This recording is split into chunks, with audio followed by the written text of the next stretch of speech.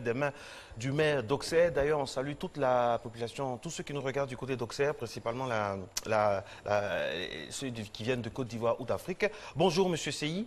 Bonjour, monsieur. Félicitations pour votre prix. C'est la Côte d'Ivoire qui est honorée, surtout qu'on parle beaucoup de vivre ensemble dans notre pays. Qu'est-ce que ça représente pour vous, ce prix? Effectivement, déjà merci. Merci. Et ce prix, c'est une fierté.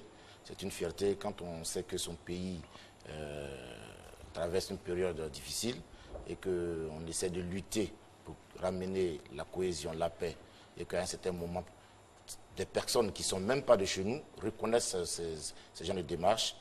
C'est une fierté. Ce prix, je le dédie à toute la Côte d'Ivoire, je le dédie à toutes les autorités de ce pays. Voilà. D'accord, très bien. Aujourd'hui, vous êtes avec nous pour nous parler d'un sujet hautement important et d'actualité, la culture électorale. Déjà, on va définir le terme. Qu'est-ce que c'est que la culture électorale? Alors, pour définir ça simplement, la culture électorale, c'est juste du civisme, le civisme électoral. C'est une éducation, c'est une façon de vivre. C'est une façon de voir les choses concernant quand on parle d'élection. Voilà. On a remarqué dans nos pays en Afrique que le taux de participation est généralement très faible. Est-ce à dire que chez nous, dans nos pays dits en voie de développement ou en voie d'émergence, on n'a pas la culture électorale? Effectivement, vous savez, les gens pensent que c'est parce qu'il y a eu 2010, il y a eu 2002 que les gens ne votent pas. Non. Vous savez, depuis 1990, date à laquelle nous sommes devenus pays multipartistes, les Ivoiriens n'ont jamais participé de façon massive à une élection. Je vous fais deux rapprochements. L'élection de 2010 a enregistré 3 millions d'Ivoiriens aux élections. Mais 25 ans après, c'est-à-dire en 2015, les Ivoiriens étaient encore 3 millions à voter. Vous voyez que... Il n'y a pas grand changement. Pas grand, mais il n'y a même pas eu de changement. 3 millions en 90, 25 ans après, 3 millions. Et ça, c'est frappant. Voilà, ça choque. Et cela est dû à quoi, justement? Mais parce qu'on ne sait pas ce que c'est qu'un vote. On ne sait pas ce que c'est qu'un enrôlement. Vous savez, quand on est démocrate et qu'on dit, on demande à notre population de boycotter un enrôlement, c'est parce qu'on ne sait pas ce que c'est. Un enrôlement, c'est le fait de pouvoir s'inscrire, avoir une carte d'électeur et pouvoir choisir celui qui doit diriger la destinée de son pays. Mais tout comme les fêtes de génération dans certaines régions de chez nous, hein, quand tu as 18 ans, tu es majeur, que tu ne participes pas encore à ces genres de fêtes, tu n'es pas encore homme. Effectivement, quand tu as 18 ans ou plus et que tu n'as pas ta carte d'électeur, tu ne peux pas te frapper la poitrine pour dire que je suis de ce pays. Tu ne peux pas te dire patriote. Donc cette carte d'électeur, c'est l'élément de transition.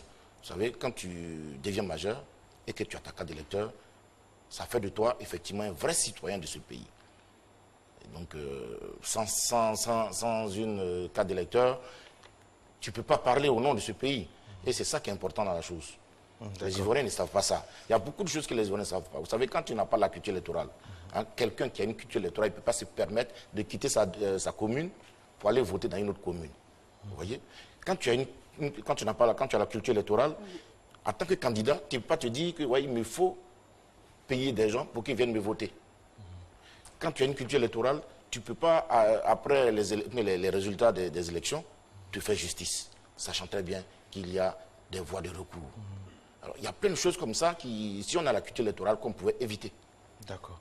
D'accord. On va rester avec vous tout à l'heure, au moins 2-3 minutes, parce que le temps du journal est arrivé, du flash. Il est 6h26. On se retrouve juste après pour parler d'un thème passionnant qui s'arrime à tous les pays d'Afrique, la culture électorale. À tout à l'heure. Allons poursuivre avec Monsieur Seyi.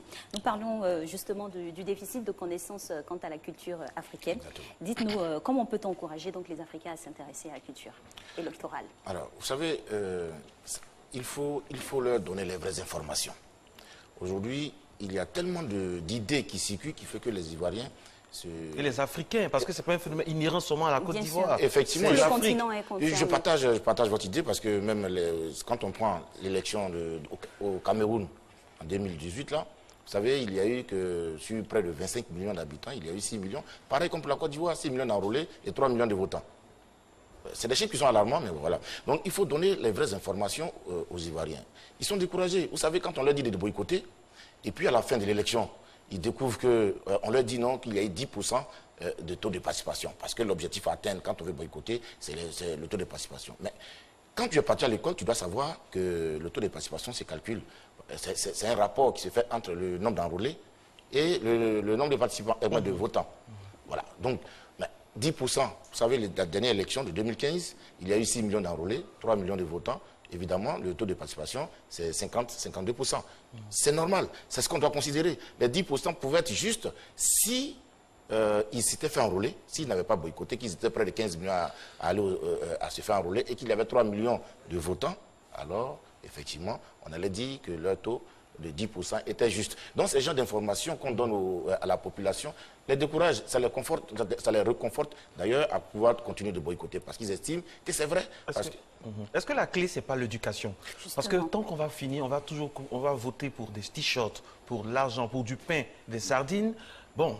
Wow. Effectivement, c'est pourquoi nous parlons de culture électorale, parce que je l'ai dit tout à l'heure, c'est du civisme, c'est une éducation. Il faut savoir que... Alors, en parler à l'école? Oui, bien sûr, bien sûr. Vous savez, le samedi dernier, j'ai organisé une conférence citoyenne. Mais elle a fait sale comble. J'étais fier, pourquoi? Parce que je n'ai pas payé 5 francs à quelqu'un. Je n'ai pas payé le transport de quelqu'un. Je n'ai pas donné de t-shirts, ni de sardines, ni de quoi que ce soit. De banderoles. Et tout le monde est arrivé. Et c'était rempli. Vous voyez? Alors, juste la promotion, et puis les gens... Alors, c'est des gens qui sont venus pour écouter ce que j'avais à dire. Ils ne sont pas venus pour entendre des t-shirts, ils ne sont pas venus pour entendre des pains et boire de sardines. Il y a de l'espoir. Il y a de l'espoir, il y a de l'espoir. Les Ivoiriens ont commencé à comprendre. Les Ivoiriens ont commencé à comprendre. Là, il faut le dire tout net. Donc, moi, je pense aussi, par rapport à la méthodologie, il faut la changer, vu que notre pays, quand même, le taux d'analphabétisation, voilà, il est assez élevé. Justement, voilà. C'est pourquoi... alors, vous savez, tout ce qu'on fait, c'est de la sensibilisation. Il faut de la sensibilisation. Aujourd'hui, la télé, ça n'arrive pas partout dans nos villages. Vous voyez? Alors que notre cible... Il a été ici. Oui, mais il y a des villages où il n'y a pas, c'est pas dans toutes les familles, en fait. Oui, voilà, la majeure partie du territoire. Et donc, oui, si, on couvre tout le monde, je sais. Voilà, on couvre tout le monde. Mais il faut aller vers nos parents pour les informer. Il faut aller vers eux. C'est la sensibilisation. Il faut faire du corps à corps. Il faut aller sur le terrain. C'est pourquoi la DPA, l'ONG que je représente, Désir de paix et d'avenir, en Côte d'Ivoire, initie une caravane. Cette caravane, nous l'avons dénommée la caravane de l'espoir, pour donner de l'espoir aux Ivoiriens. Nous allons faire le tour de toutes les régions de la Côte d'Ivoire. Nous en avons 31 plus 2 districts, ça fait 33. Nous allons faire le tour de toutes ces régions pour instruire les Ivoiriens. Inculquer, donner aux gens la culture. Voter, c'est quoi? Ça sert à quoi? Quand on a, par exemple, son député, ce n'est pas lui qui va construire les routes, mais il peut faire voter des lois. Le rôle dévolu à chaque... Le rôle dévolu à chaque... Effectivement, déjà, vous savez, ici en Afrique, on pense que c'est le pouvoir, ceux qui ont l'argent, qui sont les maîtres du jeu démocratique. Mais c'est le contraire, c'est pas vrai. Il faut le dire à nos parents que c'est eux qui sont les maîtres du jeu démocratique. Vous savez, à travers le bulletin de vote. Voilà. Bien sûr. Vous savez, votre petite carte d'électeur vote de l'or vis-à-vis d'un président de la République qui va être candidat. Ça, le peuple doit le savoir. La carte d'électeur, quand tu as une carte d'électeur, mais le candidat, il s'incline. Parce que c'est ce qu'il veut. Vous savez, un président, quand il est assis dans son fauteuil, quand il est élu, la première chose dans laquelle il pense, il dit dans 5 ans, il faut qu'il soit réélu. Mais pour être réélu, il faut que je pose des actes. Mais ces actes, il va les poser où et comment? Alors, il prend la liste électorale, puis il regarde où il y a beaucoup d'enrôlés.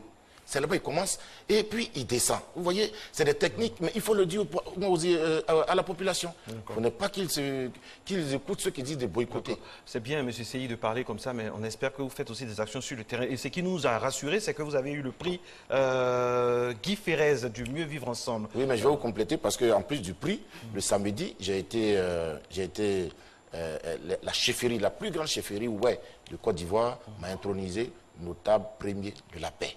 Okay. Et ça, c'est important. C'est important. Félicitations. Merci. Et bon courage pour la suite. Merci. Et on veut avoir des images, des actes concrets sur le terrain pour faire avancer les choses. Actes de déjà en avril, on commence la caravane de l'espoir pour faire le tour de la Côte d'Ivoire. Ouais. Allez. Et puis aussi, au passage, il ne faut pas oublier de s'enrôler, tout ça, pour participer. Parce que voter, c'est participer aussi à la construction de la nation. Évidemment. Et c'est bientôt. Beaucoup. Merci beaucoup et félicitations encore une fois pour le prix et tous ceux qui vous accompagnent. La suite à